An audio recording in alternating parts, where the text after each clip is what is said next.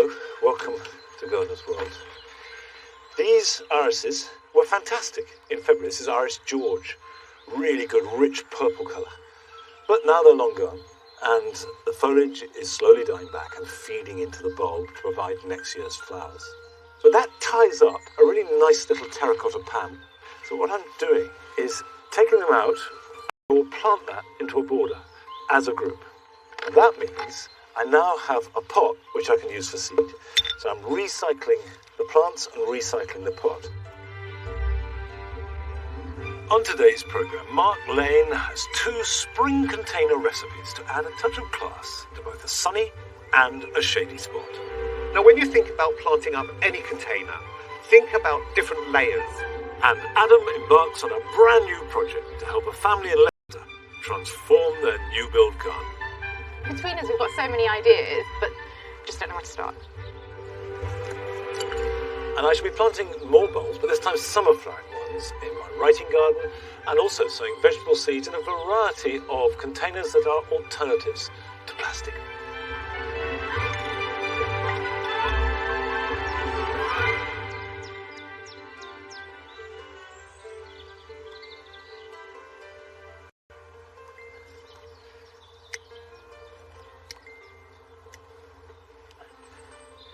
Carol went to visit Bodnant some weeks ago, where the winter colours were really spectacular, and none brighter or stronger than from the Dogwood. Now, Dogwood has this fabulous bark. It's iridescent and illuminated from within, but it needs pruning regularly to stimulate new growth. And the time to do it is right now. When you start to see the new leaves appearing, that's the time to cut, and then there'll be rapid regrowth, and then December, January, February, March, even April of next year, you'll have that iridescent glow. And you can do this a number of ways. You can either prune a whole plant right back every 2 or 3 years, but then you don't have anything to see during the summer, or you can prune part of a plant right back. As long as you cut back to living growth, it will regrow strongly.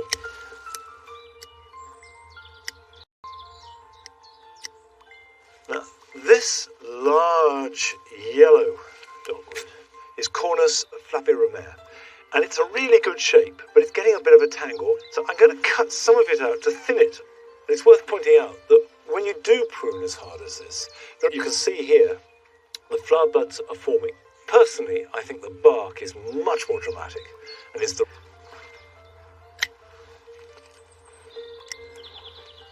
and a little bit there. It's astonishing how easily dogwood and willow take from cuttings at this time of year. If you just use the material you've pruned, you can create dozens of new plants. But you can make it easier by taking off side shoots. In this case, I'm going to take that off, and prune that off, prune that, and take that off there. Now, that's the basis for a nice strong shrub, and I want to bury that at least 4 inches, and it wouldn't matter if I buried it right up to there. So push it into soft ground. There it goes, down in. That's nice and strong, and that's it. That's all you have to do. Now, while I'm here, it's worth having a look at these tree ferns, Dicksonia antarctica. I planted these last summer. I thought they looked fantastic. Wrapped them up last autumn against possible cold. What I hadn't reckoned on was cold of minus 14 degrees. So there is a real risk that that night of very hard frost in December killed them. You unwrap the extra layer of hessian I put around it, and then the fleece. The whole point has been to protect the junction between the leaves and the top of the trunk. Doesn't matter at all that these have died back. That's perfectly okay. So I'm going to cut those back. What I want to see is signs of new growth. And until new growth comes, I won't know if it's survived the winter. But I'm not in a hurry into anything, because it could easily take another month before anything grows. And I won't give up on it until June. It doesn't look great, I have to say. And that's sad, because these are expensive, lovely plants. Let's try the other one.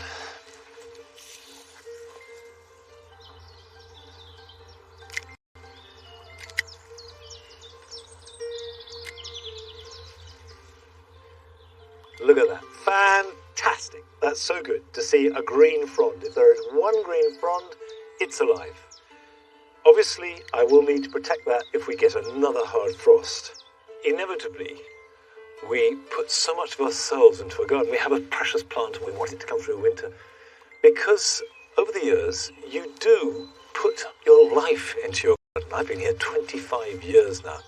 However, many of us find ourselves, and I certainly have in the past, of confronting a garden that is just part of a building site.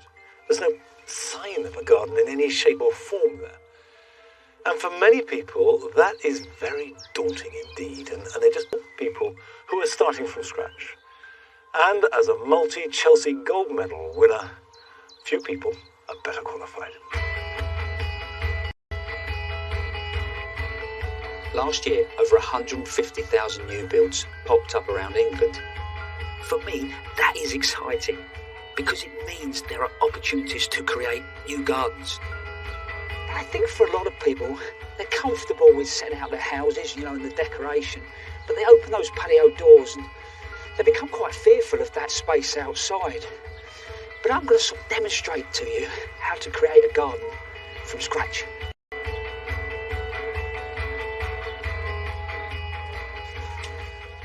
Hello, Adam. Lovely to meet you, mate. Lovely to meet you. Hi, Adam. Hello, you nice alright? to see you. Yes, thank you. Sister. Yes. Yes, say hello. Hello, mate. You all right? Say hello. Cool. Come on, Come on in. have a look at our garden. Garden, yeah? Yeah. Amit and Vibhuti live with baby Yash in a new build that they've had for 2 years. So far, they have created a terrace and put in a small slip wall, but haven't really thought beyond that. So this is it. Yep. This is it. What do you think? That's quite overpowering, isn't it? And Definitely. that wall at the back there, how does it make you feel when you come out here? I don't come out here. Just purely everything I see is that, and that's all I see, and it takes away from the work that Amit's done already. It needs a massive transformation, and just don't know where to start. Why do you not think you know where to start? Because between us, we've got so many ideas, Yeah. but they don't all fit together. I'm sure that we can create something that, works. That would be amazing. We'd love an extension of our home to be like outside, whereas in right now, the home stops at these doors. Yeah. When you're creating a garden from scratch, the first thing you can do is draw up a practical list of what you really want from your garden. I think entertaining is definitely key. Being Asian, we have large families, and there's always get-togethers. On average, how many people entertain? We can get all the family around, we're looking at about 20 to 30 at least. Yeah, so realistically, part of that entertaining is going to be inside and outside. And outside, yes, Otherwise, if we lay you a terrace for 30 people, that's the whole garden. Yeah. I think the other thing is having Yash, it's important that he's got somewhere to play as well. But I think most importantly for me is that it looks beautiful. Yeah. A little bit more welcoming, really. What about anything like sheds? Washing lines? I want mine a little man cave, but I don't think that's going to be possible. But No, it's not. I can tell by the look. It's not. No. It's not going to be possible. So for your practical list, think about things like how much time have you got to look after the garden? What do you really need from the space? How many people do you want to sit on a terrace? What do you both like? Shapes you like, colours you like? I think I've got this feel of a tropical kind of sense. Palms, Right. bright colours as well, Yeah, strong especially. colours. Yeah, strong Yeah, colours. yeah, yeah. I think that gives it more of a visual. You're still really Yeah, smart. yeah, It's yeah, brilliant. exactly. And look, but it's like being at home. Seriously. We're like chalk and cheese. The whole country will be looking and going, yeah, this is We it. understand. This is what goes on. So now you tell me. I like neutrals. Neutrals. Take inspiration from books, magazines, and the internet. Really think about the atmosphere that you want to create in your space. Before we start, any idea on budget? Yeah. We've said about 1,000. It'd be lovely to be able to utilise the garden for its seating or anything all year round. So I don't know. There's a bit of a challenge for you. Yeah, don't control the weather. I can do a lot of things, but not control the weather. The first step before you lift any turf is to measure up. We start measuring at the corner there. Okay. So we call this a running line, which is gives us fixed measurements. So you're on 0, and then the edge of the house, 2 metres. This is why I shouldn't be doing this. What, because you can't hold the tape measure? Yeah. Exactly. This might seem an awful lot of work, all these sort of measurements. But for me, that's one of the most important things you do when you're creating a garden, is start to measure the space. It's really being able to take the measurements to produce yourself a scale plan so you can really start to understand that space. Right, fella, what's that one? That's 9.3, Adam. Brilliant. 1.4. As well as these measurements, it's really important to understand where the sun comes up and where it goes down. And it's not just because of the plants, it's where do you want to sit in the garden? Is it in shade? Is it in sun? 4.5, Adam. It's crucial to find out what kind of soil you have so you know what plants you can grow. So get yourself a soil testing kit. We've learned that Amids and Vibuti have alkaline soil. All that's left to do now is get your design on paper. First I'm tackling that towering back wall. If we did just pick one climber that you like and we worked and just gave you a green backdrop to the garden and then we paint the fence, that's, I suppose, the first problem. The next one for me is, talked about entertaining an awful lot of people. Yeah. Where we are at the moment, this is north facing, so as we know, because we're sat here at the minute, it's cold. And I think even at times in the summer, it's still going to be cold. Yeah. So I'd quite like to get you out further into that space. If we start to sit people back in this corner, the focal point then we get is all the way across there. So if we just actually have a look now, this is all very, very posing. But if we look down towards the houses, it feels a lot softer, yeah? But also you're going to get evening sun. The fact of here behind us, this is very high and that van looks like it's coming into your garden. Maybe put a tree up there. And then I think we need to be really brave.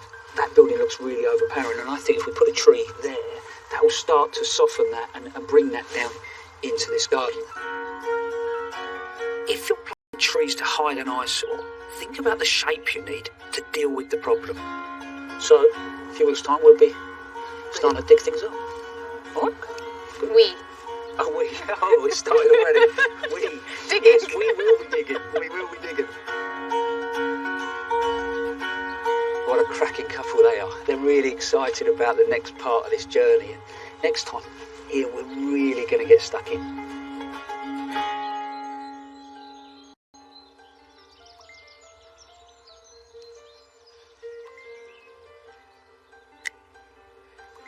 Sometimes I have to remind myself that this garden was a bare field attached to a rough building site when we moved here. And I think the best advice that Adam gave is take your time. There's no hurry. But we will be following the progress of that garden as he makes repeated visits over the next few months. I get lots of letters about prune hydrangeas, and I think it worries people, but actually they're very simple indeed. Most hydrangeas, like this one, this is Hydrangea macrophylla veitchii, can be left over winter, and the old flowers die back, and as you see the new buds start to grow, you can trim it back. But all you need to do is cut off the old flower heads and then just tidy it up. So if I go around this, here we've got a flower head here, one here, cut back there. Now this in the middle I'm going to take right out because it's a bit weedy. There is a Hydrangea paniculata, that flowers on new growth. And that means that you can cut it back really quite hard in early spring. But the majority of hydrangeas flower on older growth, so you don't want to cut it back too hard. That'll do. So I've tidied it up, any crossing, old damaged branches have been removed. I've taken off all the old flower heads, and that won't need pruning again at all until next March or April. Now what we want from hydrangeas, of course, is late summer flower that actually can last right through into autumn. But at this time of year, particularly after the spring that we had, summer can seem like a distant dream. But Mark Lane, in his own garden, shows that you can create really dramatic containers that give us a foretaste of strong summer colour.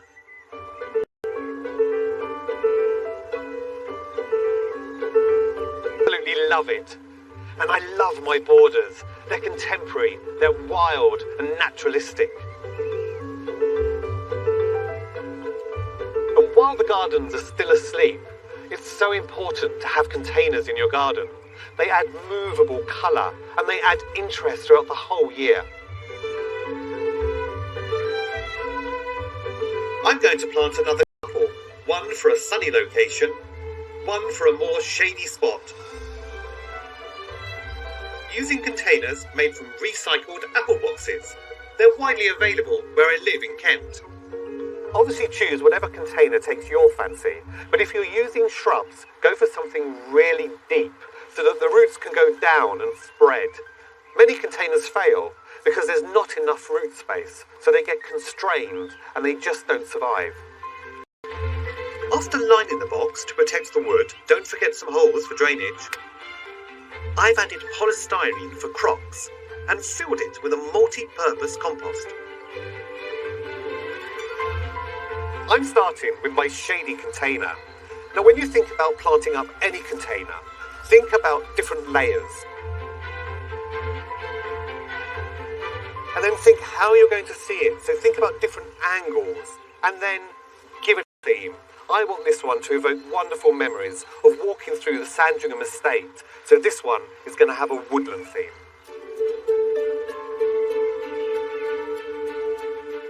I'm going to Prunus incisor Coho no Mai.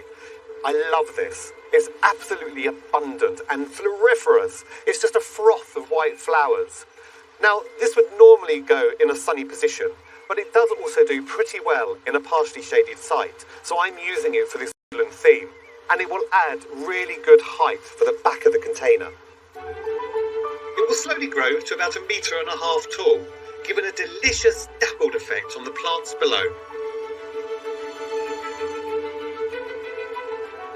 Next up is this lovely Mahonia Aquifolium. It has the most beautiful sulphur yellow flowers that just smell of lily of the valley, and it has these beautiful purple green leaves. They look a bit like a holly leaf, and they'll catch any of the tiny bits of light that come through in a shaded area, and it will look perfect right in front of this ornamental cherry. I think you'll all agree that any shady container needs a fern, and who wouldn't love this stunning Dryopteris atrata? And just look at it. The fronds are just so tactile, and they'll add wonderful texture. Vibrant green will make the other colours sing. I'm also adding the tightly curled fronds of the copper shield fern, and just imagine the leaves of this narrow hartstongue fern glistening in the morning dew. Together, they add vital structure and balance to the container. Time for some more colour. Think of woodland edges, and I automatically think of Brunner Macrophylla Jack Frost. And to mimic nature, I'm planting it at the rim of the container. Another two plants are Vinca and Pulmonary. They will just fit in with this scheme beautifully. The Pulmonary, it has mottled silvery leaves, which will pick up the Brunner leaf, and then it has these delicate pink-blue flowers. And of course, what do pink and blue make? They make purple, so they will then pick out the wonderful Mahonia leaf. And then the Vinca, that will just tumble down the front of the container, and if you're lucky, it will flower throughout the whole of the year. To complete the look, I've added some of my favourite spring plants: grape hyacinth, erythronium, cowslip, and native primrose. They'll make me happy every time I see them. I love this shady container because of the textures and the movement and the colours. This is spring in a shaded container.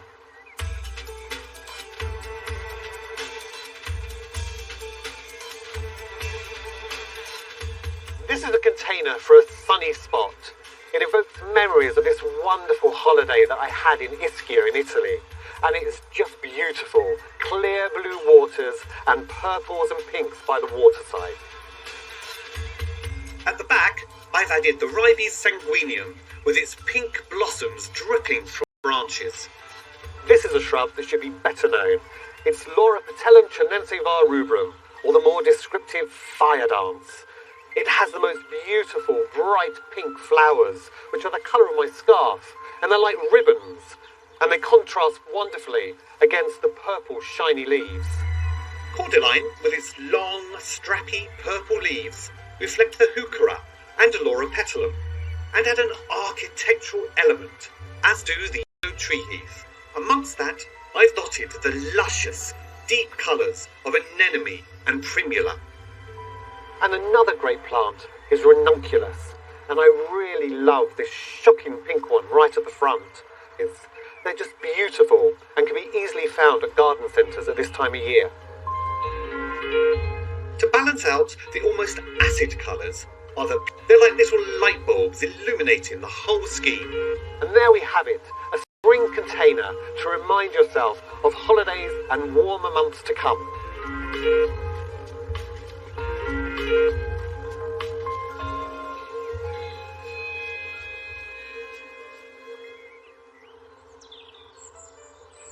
Well, certainly the prospect of bright summer days filled with colour is tantalising. But a bit of spring colour wouldn't go amiss, but it will happen. I have this feeling it's about to unfold. Come on, Nige. Come on.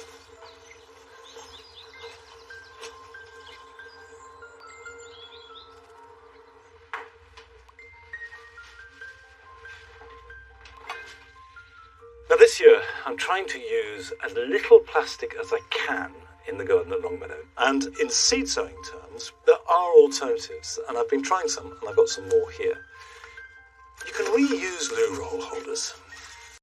These normally go on the compost heap here, and they do rot down very well, but there's no reason why you can't sow into them, and they make a good, deep plug or container. And that's ideal for plants like legumes, which need a nice, straight, deep root run. So I'm going to use some of those. If we fill that up, they will wedge each other into place. And then I will fill those with compost. And it is coir-based, there's no peat involved. Okay. Now, I'm going to sow a legume into there. But this is one I've never grown before. It's called edamame. It's a Japanese bean. You may have had it in a Japanese restaurant or if you've been to Japan. You don't eat the pod, you just eat the bean. And these are soy beans, and they're delicious and highly nutritious. And they do apparently grow well in this country. 2 seeds in each, and then if one doesn't germinate, the other will come good. Right, I'll just cover those over with a trickle of compost. And I will plant them inside the loo roll, because that will quickly biodegrade. So you don't have to lift them out, the whole thing goes into the ground as a unit. Right, put a label on there. So that can go in the greenhouse to germinate and then be ready to plant out in the middle of May. I want to make some pots now, and these have been around for quite a few years, and I think it's fair to say not taken terribly seriously because everyone's just used plastic. Well, now their time has come, I think, and it's a great way of recycling newspaper. That's about the right length. So if you cut your paper so it overlaps about double its length, just roll it along like that, screwing it into that just tightens it all together, slide it off, and there is a little container. And in essence, all that we're doing is making a container to hold a seed and some soil long enough for it to establish a root system. It used to be a bit of a worry about heavy metals in the ink, particularly coloured inks. But actually, that is no longer a problem. It's not used in the printing process, so don't worry about it. There we go. This is a really for us very much. It's going to cost you absolutely nothing. And then just fill them with compost. And I thought we'd sow some courgettes. Now this is a variety called Gold Rush. It's got lovely yellow skin. And in my experience, once they start producing fruit, they produce very quickly and they get large very quickly, and they're much nicer eaten small. But that goes in there like that, 1 to each. The one thing that these will need, particularly the courgettes and all cucurbits, is heat with which to germinate. Above a radiator on a windowsill is absolutely fine, or in a porch. If you can get a propagator, and you can get heated propagators, that's perfect. And I use a heated mat, and that has transformed our seed sowing here at Longmeadow. But any of those will do the job. Now, a few weeks ago, we started our Every Space Counts competition. We asked you to send in pictures of your garden, as long as it was no bigger and 6 metres by 6 metres, and hundreds of you did so thank you very much indeed, although I have to say one or two were just a little bit eccentric. However, our team of judges, consisting of the garden designer James Alexander Sinclair, who of course is also an esteemed long-standing Chelsea judge, a producer from this programme, Louise Hamden, and Adam Frost, went through them all and came up with a short list of 5 finalists. Tonight, we're going to show you the first of those 5.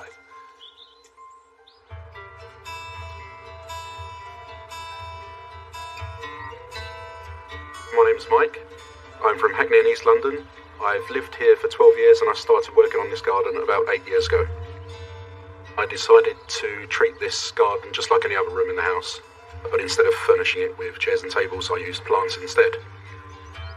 Decking, there was some grass and some small borders around the edges, so I turned the grass over, put down some weed suppressant, and slowly built up what you see now. I suppose my inspiration for the garden comes from the countries I've visited on the create that back at home in London. Fortunately, I'm surrounded by these high walls which creates its own microclimate and gives me ideal growing conditions for most of the plants that I've got here. I did some research into these plants and found that many of them were winter hardy, low maintenance, but most importantly evergreen too. I tried to make sure that the plants that were in pots were drought tolerant, so I went for cycads and agapanthus for all year round interest, and for a splash of colour in summer I've got cannas and gingers popping up. The goal of my design in this garden was to stimulate the senses and also to inspire people. I wanted people to have to brush past leaves and duck under bushes and plants to have to see everything. I wanted an area that had scent and an area that had sounds as well. I think the key to an interesting small garden is making the best use of the space available to you. And I found that going upwards with my planting allowed you to do this, and at the same time it also gives you space underneath for underplanting, which allows you to add smaller plants and give you more colour throughout the season. I use big structural plants like the bamboos, the fatsia and the bananas to make the whole space look a lot bigger. I enjoy the whole garden really, but scattered around it there are little mementos of the places I've been to. There's a couple of lizards from Bali, there's a tortoise there from California, some bits from Mexico. My garden's special to me because it's a reminder of the places I've visited. It's a nice place to have breakfast in the morning, and after a long day in the city and stressed out, it's nice to return here and feel like you're on holiday again. It's just a really nice place to relax.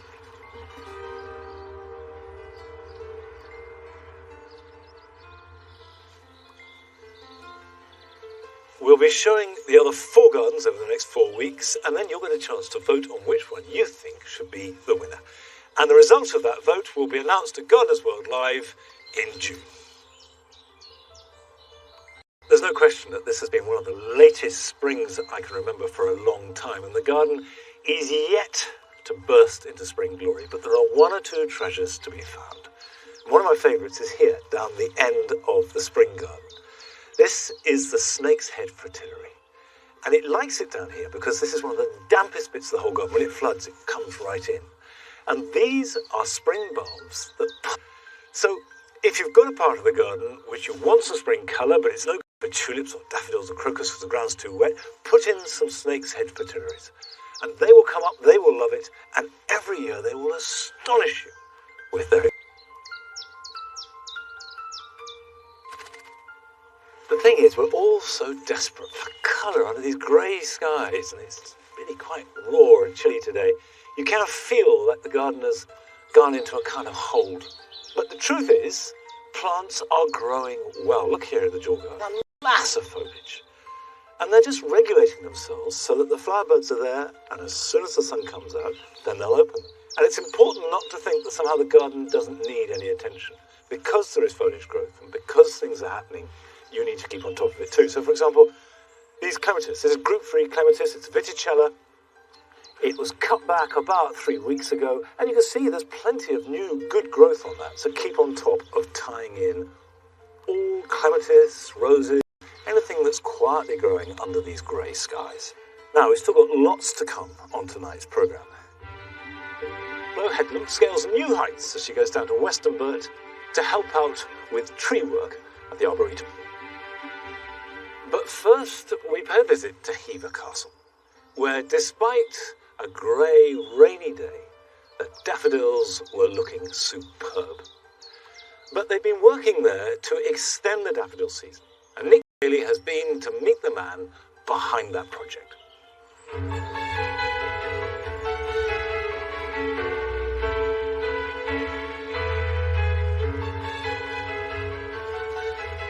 Narcissus have to be one of our nation's best loved and most adored plants. And of course, they're better known as daffodils.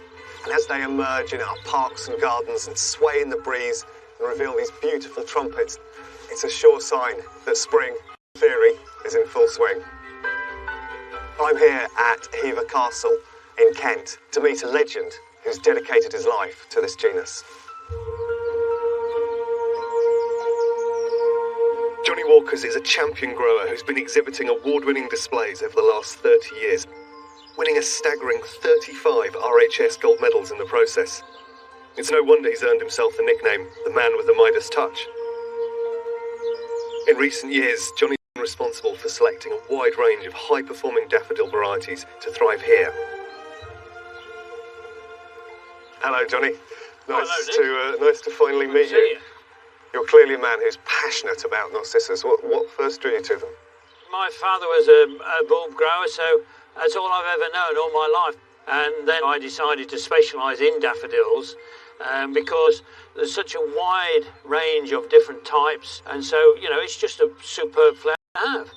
I guess most people think of them as these fairly sort of straightforward yellow flowers, but the characteristics of the flower, of the variety. The cyclamineous types, for instance, Division 6, have the swept-back petals that make them look as though they've been in a wind tunnel. Right. The large flowers, they'll be trumpet type. But if you get a Division 4, double daffodil, of course, that cup is all mixed in with the petals as well. So something like Rip Van Winkle, where you've got the masses. That's right, yeah. All sorts of, spiky bits almost, Now, I understand you've been looking to diversify and increase the range of different narcissus that they've got growing. How many have you managed to inject in? We've actually brought in 23 new varieties this year. We've brought in things like sealing wax here, which is a very early flowering variety. That's the starting point of broadening the season here, so that there's always something to see for at least 8 weeks, probably even 10. And it is a wonderful flower, isn't it? It looks like the weather's finally picking up. Well, I think you could be right, actually, Nick.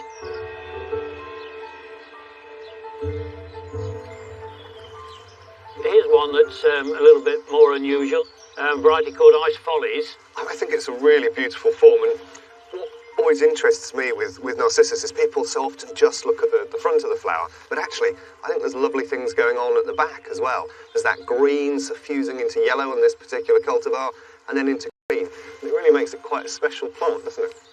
I know that this is growing in really quite damp, almost wet conditions, but that's not the sort of typical advice for narcissus, is it? No, our normal advice for planting daffodils would be in a moisture-retentive, well-drained soil. No extremes. But here, you see, they're growing on the side of the bank here. Some of those roots must almost be in water permanently, so they're very good at adapting to the conditions that they're in.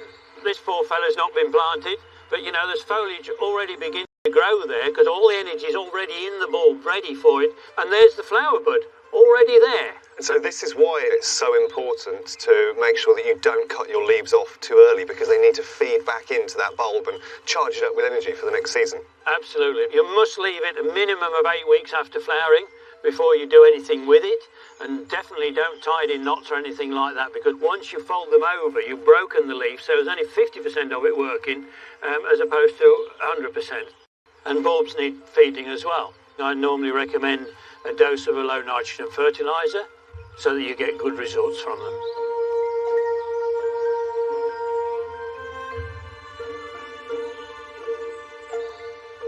Johnny, we've come through to this gorgeous Italianate part of the garden, and I believe you've got a... Yeah, well, we've got here one called Jetfire, which is one of my favourites for pot work. This is a Division 6 or Cyclaminius type, and you can see how the petals, and you can see the colour of it, so it stands out at a distance as well. So this is one that I At the other end of the season, so flowering in April and May time. well, I'd probably go for minnow, which is, again, ideal for containers, but you can also plant it in the border. Multi-headed, little flower, it's a very pretty little thing. But the ultimate end of season one, of course, has to be Poeticus recurvus, pheasant's eye. This has got a wonderful fragrance. It's just a wonderful flower. Now, people always ask me what's my favourite plant, and it's always impossible to answer, but I'm afraid I'm going to have to ask you the same question. What is your favourite narcissus? It's like asking me which is my favourite grandchild. Right. But we have got one over here that's grown in containers that I think is pretty good, and one that I wouldn't want to be without. This is Tate. It's good for containers, it's good in the border on the rockery. I've actually got it underplanted in roses because this time of the year, because the roses they're just a load of sticks, they're just beginning to shoot out. Lifts the area tremendously, and what could be a very dull area of the garden looks absolutely superb. Well, that's brilliant advice, Johnny. It's been such a pleasure looking at this from you, so thank you very much. I've enjoyed it very much as well. Thank you.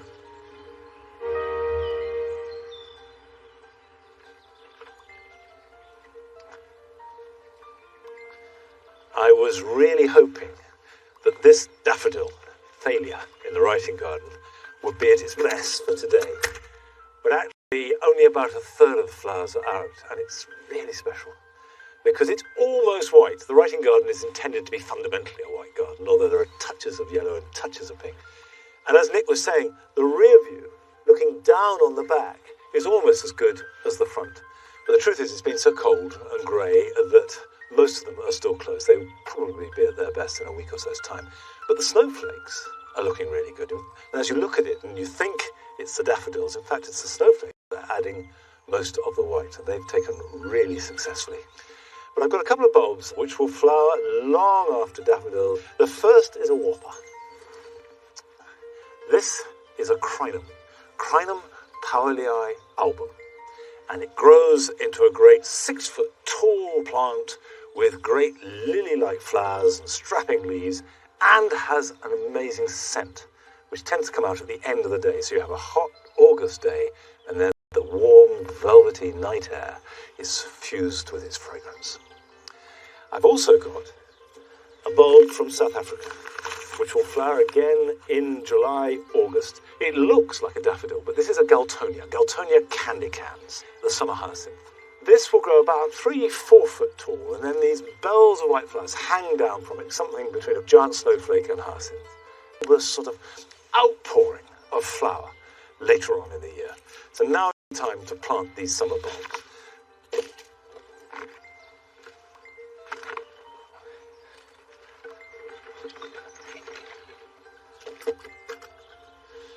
Now these crinum need space, so I'll only get 3 in this area here, maybe 4 at a pinch. Both these plants, the Galtonia and the crinum, like to be moist, but at the same time they like good drainage, so I've got a bucket of grit. Now, they don't want to be planted too deep, and I might have to enlarge it a bit with my trowel. Right, let's take that out. So the bulb, the top, wants to be about flush with the soil. So it can be a little bit deeper, and I want room for the gravel to go underneath it.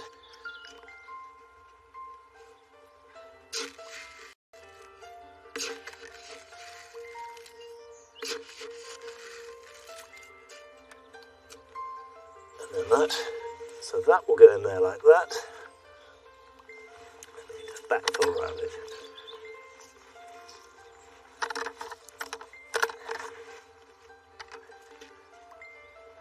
Now, I've got a stick at the back. I'm just going to mark that. And that is going to grow right up. It's going to grow as tall as me. Lush flowers, and will add real drama to the back of the summer border. It is important that when you're planting these bulbs to think carefully where you want them, because they don't like being moved.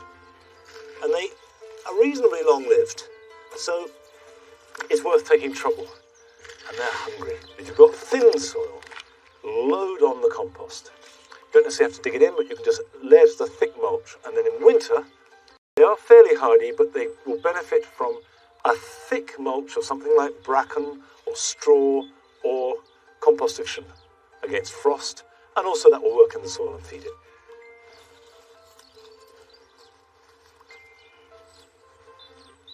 Right, that's a little group of big plants at the back here, and I'll put another one over on the other side. But now I want to plant the Galtonia, and I'm going to put those in clumps on the other side of the garden where it's a little bit more sunny.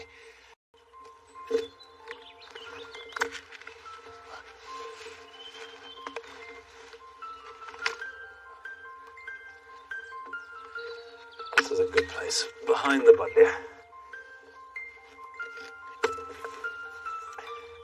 Make a hole, and because these are the depth of the bulb planter, then if I do them in groups of 3 and 5 all the way along, I'll get that rhythm of these white hanging flowers, which will flow through the border in summer. Well, in this day and age, most of us have gardens that are rather smaller than we would like, and certainly gardens come in every possible shape and size. But I do think the grandest horticultural concept is an arboretum. To set out a collection of trees on a large landscape doesn't just mean growing things in big space, it means thinking in big expanses of time. And last week, Headlam went down to Gloucestershire to visit one of our most famous arboretums. Welcome to Westerbert, the National Arboretum, one of the finest collections of trees and shrubs in the world. You can think of this place as a huge museum where you can discover and learn more about... But I'm not just here for the scenery. I'm here to work. I'm going to join the team that maintains and nurtures it. It's going to be fun. First up, I'm meeting with Ballard, who is the curator. Hey, Mark. Hey, how you doing, Hi. Flo? Yeah, I'm good. Nice to see you. This place is absolutely stunning. When was the Arboretum actually established? We say 1829. Robert Stainer Halford started this all from scratch, believe it or not. Oh, wow. So where we stood now is arable farmland. But he had a great passion for plants, a great passion for garden design. It was a time when plants were being discovered and brought back from all over the temperate world. So the Arboretum grew and evolved, and it's constantly moved forwards ever since. So tell me about this old oak tree. Well, it predates the Arboretum, so it's more than 200 years old. You can see from how it's grown tall and straight. Obviously, once upon a time, it was surrounded by probably other trees here. Okay. We have a special affection for it, and we refer to it as the Master's Oak, and it's a wonderful tree. Yeah, it is majestic. And sometimes we have to get up there and work at height, and actually, believe it or not, we have a tree that needs some work at height, so we have a challenge for you coming up. Oh, really? Yeah. Yes! For my first task, Andy Bryce will be showing me the ropes. He's one of the arborists who helps maintain the Arboretum on a daily basis. Wow, that's a big tree. This is a Scots pine? It is. It's one of our native pines here in the UK, Pinus sylvestris. 20 years ago, a big limb fell out of it. Right. And what's been left now over the years is the cavity. There's some decay in there. So we want to pop up there and have a look in there and see what's going on. Right, well, let's do it. Shall we? Let's go. As you pull down, really thrust your hips up, because then that's helping just to... All right, like that.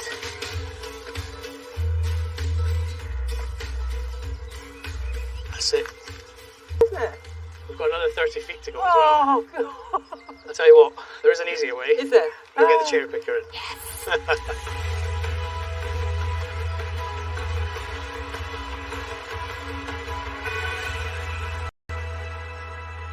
You see, this is where the face cut, the chainsaw cut was many, many years ago. And we look inside and there's all this detritus and decayed wood. Yeah. You can even see all the old tree You rings. see the rings. Good, yes. This outer ring of wood that's been put on every year is more than enough to compensate for this big hole here. So it's keeping it healthy.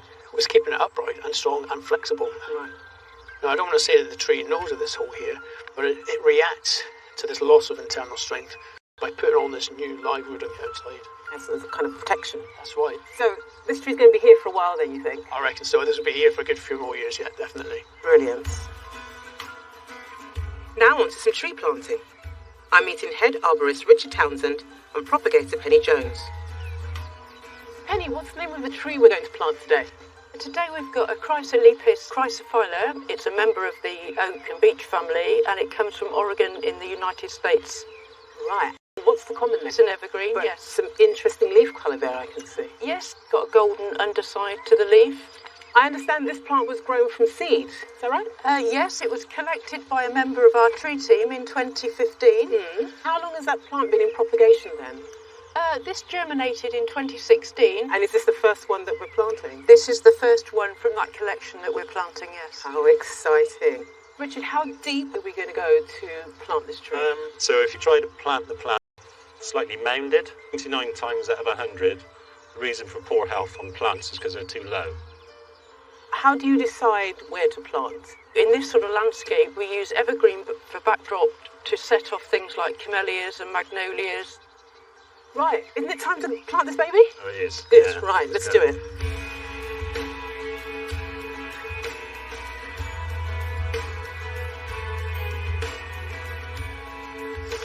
Brilliant, I think that's the job done, isn't it? Yeah, just a cage. and Yeah. That's done because don't want to get eaten overnight with some rabbits. It feels really good to have done that and to just plant something that is for the future. I know.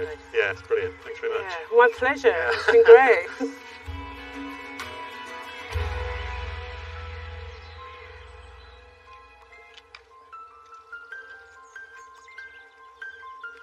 Now, the job I'm doing here is sowing yet more bulbs. It's a very bulby time of year, but these are to be edible shallots. This was top dressed with compost last autumn, and that's worked in. And what shallots are ideal for them if you've got heavy soil like we have here. So this is perfect. And I'm just removing bits of sticks and stone that were in the compost. And you grow them from sets. You can grow them from seed, but it's much easier from sets. Now, a set is an immature bulb. You can have onion or shallot sets, and this is a variety called Longor. And you can see they're called Longor because they're long. And the beauty of shallots is that they have really good sweet taste. And you put one set in the ground, and it will clump up and can produce half a dozen to a dozen small bulbs. They're not great big ones like onions. They're very easy to grow, they store very well, and you grow them in exactly the same way as onions. On a raised bed, I can put them in a grid, and I'm going to use the board to keep the lines straight, and space each set about 9 inches apart, and push them in the ground so just the top is showing. And it goes without saying, pointy end sticking up, and the flatter end, which has got the plate from which the roots come, go into the ground. This is a job that you do want to get on with. There's no point in doing it until the weather is right and the ground is right, but I would suggest that as soon as your soil is ready, this is something you should do. And there's no reason why you can't grow them in a container either. One of the problems that you might encounter is that birds can see the top sticking out the ground and they pull them out. And I've actually caught them in the act. They just get hold of that and yank it out the ground. So what you can do is cover them until they're growing strongly. And once you see strong top growth, that means the roots are in the ground, literally tethers them. The birds might try and pull them, but they won't get far because the roots are holding them. For every one you put in. So a small batch of sets that you buy should give you a really good harvest. And certainly when I fill this bed up, that will supply us in shallots for a full 12 months. Now, this is a job that or March, but over the last few weeks, it's been really tricky. You do what you can when the weather allows. But assuming there are windows of opportunity for you this weekend, here are some jobs for you.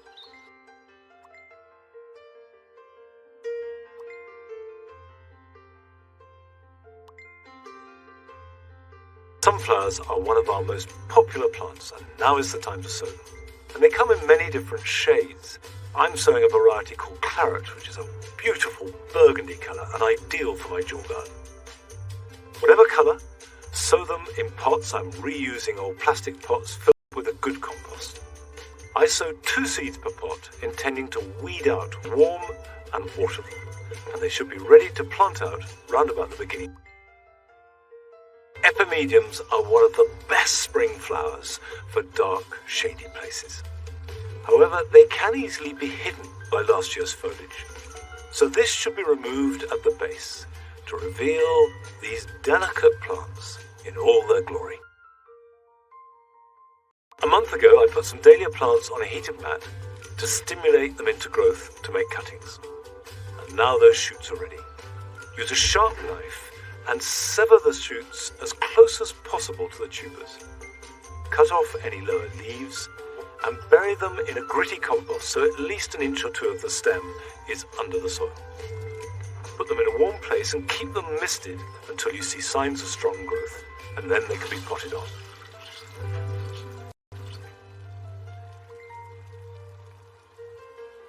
After we showed the frog spawn some weeks ago, there was quite a lot of activity on social media and letters and things. People worried about the cold weather killing it off. Well, certainly here at Longmeadow, it's absolutely fine. The pond is shimmering with tadpoles, and I know that if once we get a little bit of warmth, they will very quickly become little baby frogs, which is wonderful. And the pond is looking good. The marsh marigolds add gaiety. The irises are growing really strongly, and I love the way that the stone is developing this covering of moss. I get so many letters about people how to get rid of moss and lawn. Well, I'd like to see how we can encourage moss. The more the better. It looks absolutely beautiful and we should celebrate it.